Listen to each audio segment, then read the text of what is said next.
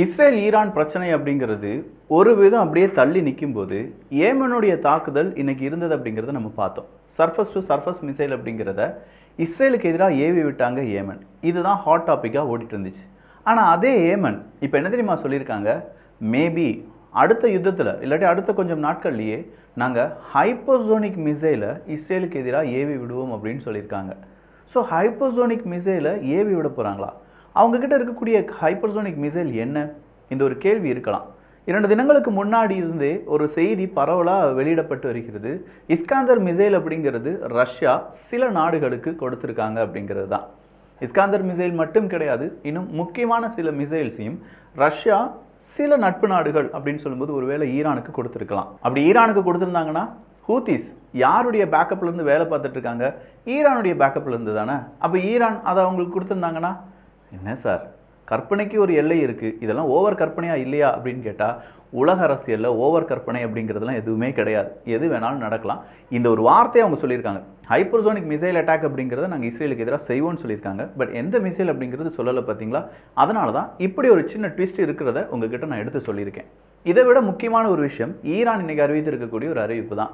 அது என்ன அப்படின்னும் என்னென்ன அப்டேட் வந்திருக்கு அப்படிங்கிறதையும் இந்த ஒரு பதிவில் பார்க்க போகிறோம். இன்றைய தினத்தினுடைய கடைசி காணொளி இதுதான். அன்பு தமிழஞ்சங்களுக்கு தமிழ் பொக்கிஷத்தின் வணக்கங்கள்.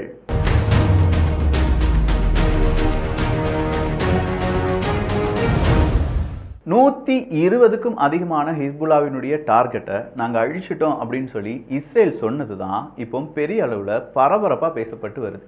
கிட்டத்தட்ட 100 ஃபைட்டர் ஜெட் இதற்காக பயன்படுத்தப்பட்டது அப்படின்னு சொல்லும்போது சதர்ன் லெபனான் பக்கமாக இஸ்ரேலினுடைய தாக்குதல் நாளுக்கு நாள் அதிகரித்து வருகிறது. நேற்று இன்னொரு இன்ஃபர்மேஷனை இஸ்ரேல் சொல்லியிருந்தாங்க, மறந்துருக்க மாட்டீங்க அப்படின்னு சொல்லி நம்புகிறேன். ஒரு புதிய டிவிஷனை உள்ளக்க கொண்டு வந்தாங்க. ஏன்னா இருக்கக்கூடிய நபர்கள் ஆர்மி வீரர்கள் அப்படிங்கிறது போதலை, இன்னும் அந்த சதர்ன் லெபனான் பக்கமாக இதை எக்ஸ்பேண்ட் பண்ண போகிறோம், இந்த தாக்குதலை நாங்கள் எக்ஸ்பேண்ட் பண்ண போகிறோம் அப்படின்னு சொல்லி இஸ்ரேல் புதுசாக ஒரு டிவிஷனை உள்ளக்க கொண்டு வந்தது அப்படிங்கிறது அடுத்த கட்ட பாய்ச்சலுக்கான ஒரு சின்ன வாய்ப்பை நம்ம பார்க்கலாம். அக்டோபர் 7ஆம் தேதி அப்படின்னு சொல்கிற இந்த ஒரு தினத்துக்காக இஸ்ரேலும் ப்ரிப்பேர் ஆனாங்க. அவங்களுடைய செக்யூருக்காகவும் அவங்களுடைய ஆண்டு தினம் சரியாக நடக்க வேண்டும் அப்படிங்கிறதுக்காகவும். ஆனால் அதே தினத்தில் அல்கசம் பிரிகேடாக இருக்கட்டும், இல்லை முக்கியமான சில அமைப்புகளாக இருக்கட்டும், அவங்களும் வீடியோலாம் வெளியில் விட்டுருக்காங்க. ஈரான் சார்பாகவும் வீடியோ வெளியிடப்பட்டிருக்கிறது. இந்த ஆப்ரேஷன் ட்ரூ ப்ராமிஸ் அப்படிங்கிறத செய்த எல்லா நபர்களுக்கும், அதில் உயிர் தியாகம் செய்தவர்களுக்கும் எங்களுடைய மிகப்பெரிய நன்றிகள். நீங்கள் இல்லைனா ஈரான் இல்லாட்டி இந்த ரெசிஸ்டன்ஸ் அப்படிங்கிறது, இஸ்லாமிக் ரெசிஸ்டன்ஸ் அப்படிங்கிறது என்றைக்கோ இல்லாமல் போயிருக்கலாம்.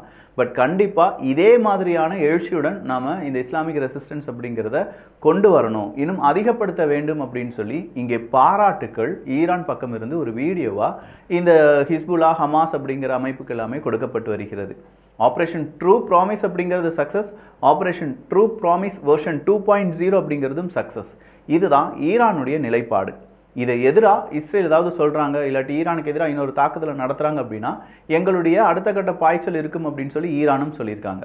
பட் ஈரான் அடுத்ததாக ஒரு முக்கியமான முடிவு எடுத்திருக்காங்க. அது என்னென்னா ஒரு அலையன்ஸ் தான். அலையன்ஸ் எப்பவுமே செய்வாங்களே, ஒவ்வொரு நாடுகளும் கூட்டு சேருவது அப்படின்னு சொல்லுவோம்ல, கூட்டணி நாடுகள் அப்படிலாம் நம்ம சொல்லுவோம்ல. எப்படி ஒரு அரசியலை வெல்வதற்காக பல கட்சிகள் இணைந்து ஒரு கூட்டணியை உருவாக்குவார்களோ, அதே மாதிரி ஒரு மிலிட்ரி அலையன்ஸ் அப்படிங்கிறத உருவாக்கலாம் அப்படிங்கிறது தான் ஈரான் பாராளுமன்றத்தில் இன்னைக்கு விவாதிக்கப்பட்ட ஒரு விவாதம். ஸோ ஈரான் பாராளுமன்றத்தில் இப்படி ஒரு விவாதம் நடத்துகிறாங்கன்னா, அதுவும் மிலிட்ரி அலையன்ஸுக்காக ஒரு விவாதம் அப்படின்னா, எந்தெந்த மிலிட்ரியை அலையன்ஸ் பண்ணி இவனை தொட்ட அவனை தொட்ட மாதிரி, அவனை தொட்டா இவனை தொட்ட மாதிரின்னு சொல்லி ஒரு கனெக்ஷன் ரெடி பண்ண போகிறாங்க, அந்த கேள்விக்கான பதிலை ஈரானே வெளியிட்டிருக்கிறது. அஃபிஷியலாக ஒரு அலையன்ஸ் அப்படிங்கிறது உருவாக்கணும். அதில் Iran, Syria, Yemen, Hezbollah, Hamas இவங்க இருக்கணும். So Yemen, Iraq, Syria, Iran, Hezbollah, Hamas அப்படின்னு சொல்கிற இவங்க எல்லாரும் சேர்ந்து ஒரு அலையன்ஸ் அப்படிங்கிறத உருவாக்கி அந்த அலையன்ஸுக்கு தேவையான உதவிகளை செய்து, அந்த அலையன்ஸுக்கு தேவையான ப்ராக்டிஸை கொடுத்து, அவங்களுக்கு தேவையான டெக்னாலஜி ட்ரான்ஸ்ஃபர் பண்ணி, அவங்களுக்கு தேவையான பண உதவிகள் செய்து, ஏன் இது ஒரு பெருசாக மாற்றக்கூடாது அப்படிங்கிறது தான் ஈரான் பாராளுமன்றத்தில் இன்னைக்கு டிஸ்கஸ் செய்யப்பட்ட சம்பவம். இந்த சம்பவம் எப்படி இருக்குன்னா, நாட்டோ உருவானுச்சு பார்த்தீங்களா, பிரிக்ஸ் மாநாடு அப்படின்னு சொல்கிறது கூட அது ஒரு பொருளாதார பேஸ்டாக இருக்கக்கூடியதான் பிரிக்ஸ். ஆனால் நாட்டோ அப்படி கிடையாது. ஒரு நாட்டை அடித்தா இன்னொரு நாடு வரும் அப்படிங்கிறதுக்கான அமைப்பு தான். அது ஒரு மிலிட்ரி அலையன்ஸ் தான் நாட்டோ. இந்த நாட்டோ மாதிரியே ஜப்பானுடைய கடைசி இப்போ வந்த பிரதமர் கூட சொன்னார், நம்ம நாட்டோ மாதிரி ஆசியாவினுடைய ஒரு நாட்டோவை உருவாக்க வேண்டும் அப்படின்னு சொன்னாங்க. இப்போ இங்க ஈரான் சொல்லியிருப்பது அரபுலகத்தினுடைய ஒரு நாட்டோ அப்படின்னு சொல்லலாம். இந்த பவர் இப்படி மட்டும் ஒரு அலைன்ஸை உருவாக்கிட்டாங்க. இதுல இன்னும் அரபுலக நாடுகளுடைய மிலிட்ரி இல்ல இதே மாதிரி ப்ராக்சிஸ் அப்படிங்கிறதுங்கலாம் வந்துட்டாங்கன்னா அது ஒரு பெரும் பவர்.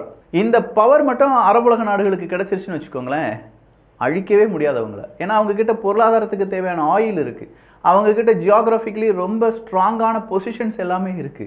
மிடில் ஈஸ்ட் அவங்க கண்ட்ரோலில் தான் இருக்குது. மிடில் ஈஸ்ட் இல்லாமல் உலகத்தினுடைய பொருளாதாரத்தை வரையறுக்க முடியாது. அடுத்த சஸ்டைனபிள் இல்லாட்டி ரீயூசபிள் எனர்ஜி அப்படிங்கிறத நம்ம இன்னும் பெரிய அளவில் கண்டுபிடிக்காமல் உபயோகப்படுத்தாமல் மிடில் ஈஸ்ட்டை உலக பொருளாதாரத்திலிருந்து தள்ளி வைக்கவே முடியாது. அதுதான் உண்மை. அப்படியே மிடில் ஈஸ்ட்டை நம்ம தள்ளி வச்சுட்டா கூட கார்கோ டிரான்ஸ்போர்ட்டேஷன்ஸ், எவ்வளோ கார்கோ டிரான்ஸ்போர்ட்டேஷன்ஸ் நான் சொன்னேன்ல, ஸ்ட்ரைட் ஆஃப் ஹார்மஸ் 30% அதுதான் ட்ரேடு நடந்துட்டு இருக்கு. ஸ்ட்ரைட் ஆஃப் ஹார்மஸ்க்கு பிறகு அடுத்ததாக இருக்கிறது சூயஸ் கனால், எகிப்த் அவங்க கண்ட்ரோலில் இருக்குது சூயஸ் கனால் அப்படின்னு சொல்கிறது. அடுத்துதான் நம்ம இஸ்லாமிய நாடுகள் அப்படின்னு சொல்கிறது. அதுக்கான ஒரு அலைன்ஸ் உருவாகுது அப்படின்னா மலேசியா உள்ள வந்துருவாங்களே, மலேசியா உள்ள வந்துட்டாங்கன்னா ஸ்ட்ரைட் ஆஃப் மலாக்கா அவங்களுக்குள்ள வந்துடுது. இதெல்லாம் இல்லாமல் இவங்க கப்பல் போக்குவரத்து நடத்திடுவாங்களா? இந்த ஸ்ட்ரைட்ஸ்லாம் இல்லாமல், இந்த ஜலசந்தி எதுவுமே இல்லாமல் உலகத்தில் பொருளாதாரம் அப்படிங்கிறது ஸ்தம்பித்து விடும்.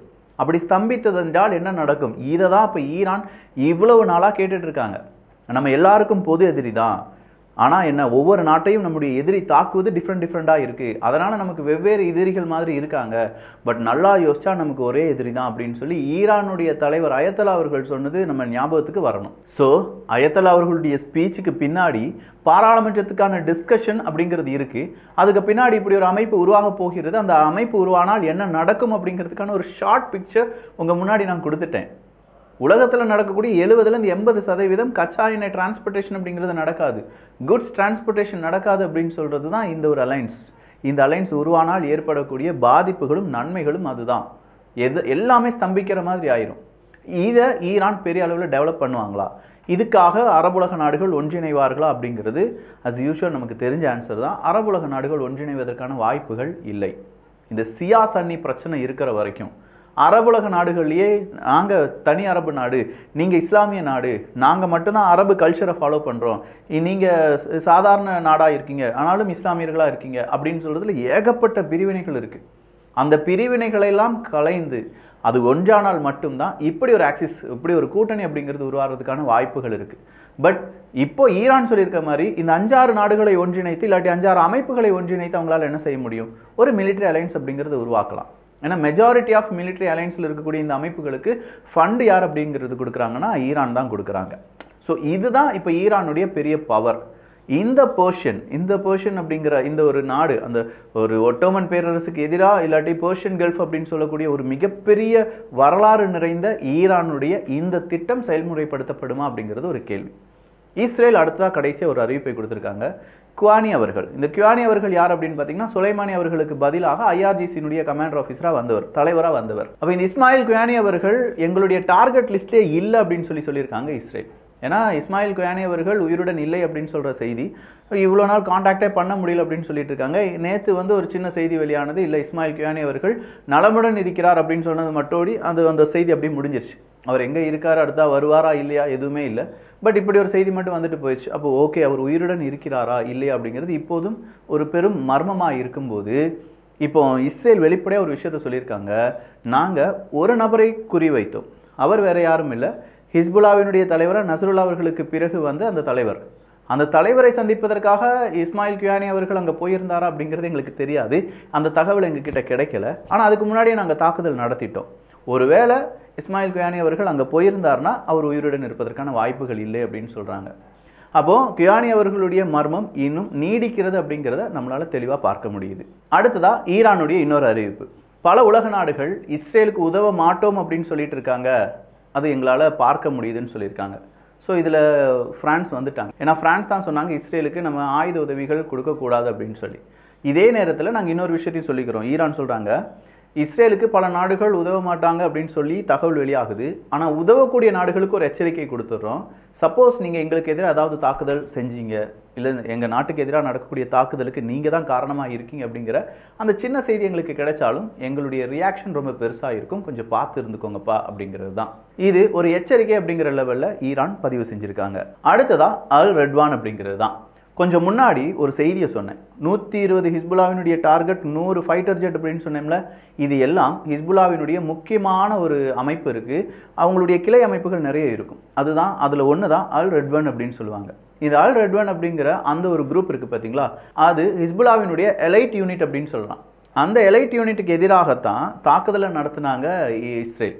ஸோ அந்த அல் ரெட்வான் அப்படிங்கிறவங்க ஒரு வீடியோவை பப்ளிஷ் பண்ணியிருக்காங்க. லேட்டஸ்ட்டாக ஒரு வீடியோ பப்ளிஷ் ஆகிருக்கு. அந்த வீடியோவில் எங்களுடைய குரூப்பை அழிச்சிட்டோம் அப்படின்னு சொல்லி நீங்கள் நினைக்கிறீங்க, but we are ready for anything அப்படிங்கிற மாதிரி ஒரு மெசேஜை கொடுத்து இஸ்ரேலுக்கான வீடியோவை அதை பதிவு பண்ணியிருக்காங்க. தொடர்ச்சியாக இது நடந்துட்டு தான் இருக்குது. என்ன அப்டேட்டாக இருந்தாலும் சரி, இந்த மாதிரி விஷயங்கள் நடந்துக்கிட்டு தான் இருக்குது. ஸோ தொடர்ச்சியாக இதே மாதிரி அப்டேட்டும் தமிழ் பட்சத்தில் வந்துட்டு தான் இருக்கும். அப்போ அதுக்கு நீங்கள் செய்ய வேண்டியது என்னென்னா, நம்ம சேனலை சப்ஸ்கிரைப் பண்ணிக்கோங்க, நண்பர்களுக்கு பகிருங்கள். இல்லை நம்ம இங்கே சொல்கிறத நீங்கள் தேடி பாருங்கள். நான் சொல்கிறத கண்மூடித்தனமாக நம்பாதீங்க. சொல்கிற விஷயத்தையே திரும்பி நம்ம சொல்கிறதும் கிடையாது. ஒரு வீடியோவை இன்னொரு வீடியோவை கனெக்ட் பண்ணுறதுக்காக ஒரு அட்லீஸ்ட் ஒரு 30 செகண்ட் வேணால் பேசுவேன். அதை நான் அந்த வீடியோவில் பேசியிருந்தேன் அப்படின்னு சொல்லி. அதை விடுத்து மீதம் இருக்கும் எல்லாமே ஃப்ரெஷ் கண்டென்ட்டாக தான் இருக்கும். நீங்களும் 1க்கு 2 முறை ரிசர்ச் பண்ணி இதெல்லாம் சரி போட்டிருக்கிறது 29 வீடியோ போட்டிருக்கேன்னா 29 வீடியோ வேணாலும் நீங்கள் மறுபடியும் என்ன செய்யலாம், உங்களுடைய ரிசர்ச்சுக்கு கொண்டு வரலாம். அதில் 98% உண்மைகள் மட்டுமே இருக்கும். தவறான 2%க்கு நான் மன்னிப்பு கோரிவிட்டேன். ஸோ இதற்கும் நான் அட்வான்ஸாக சொல்கிறேன், நீங்கள் ரிசர்ச் பண்ணி பாருங்கள், நிறைய உண்மைகள் இருக்கின்றன. நல்லதை பகிர்ந்து ஷேர் பண்ணி நல்ல சமுதாயத்தை உருவாக்குவோம். நன்றி, வணக்கம்.